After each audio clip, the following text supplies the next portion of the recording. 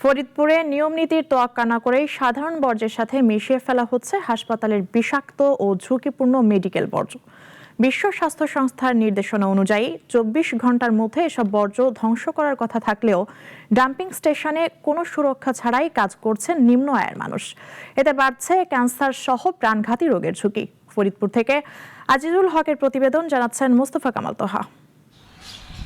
২২ বছর বয়সী সুলতানা আক্তার জীবিকার তাগিদে প্রতিদিন কাজ করেন ময়লার ভাগাড়ে।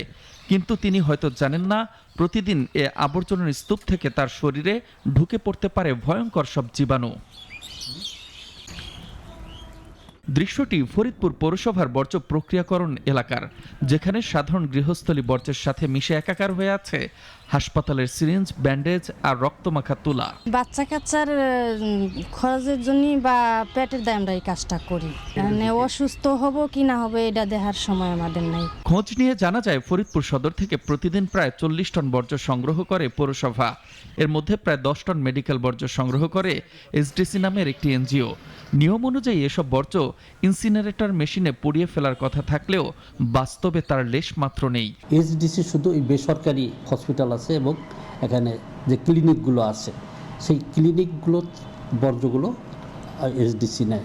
বিশ্ব স্বাস্থ্য সংস্থার নীতিমালা অনুযায়ী প্রতিটি হাসপাতালে অটোক্লেভ বা ইনসিনারেটর থাকা বাধ্যতামূলক, কিন্তু ফরিদপুরের বেসরকারি হাসপাতালগুলোর চিত্র ভিন্ন। হসপিটাল যে বর্জ্যটা, খারাপ বর্জ্যটা যেটা রক্ত বা সিরিঞ্জ, এটা প্রতিদিন আমাদের একটা নির্দিষ্ট ড্রাম আছে, ঠিক আছে, সেই ইভেন্টকে সেটা ঢেকে রাখা হয়। ওই বর্জ্যটা এসডিসি এটা এগুলি নিয়ে যায়। মেডিকেল বর্জ্যে থাকা হেপাটাইটিস, এইডস বা ক্যান্সারের জীবাণু পরিবেশে মারাত্মক ক্ষতি করছে। এভাবে চলতে থাকলে দেখা দিতে পারে মহামারী।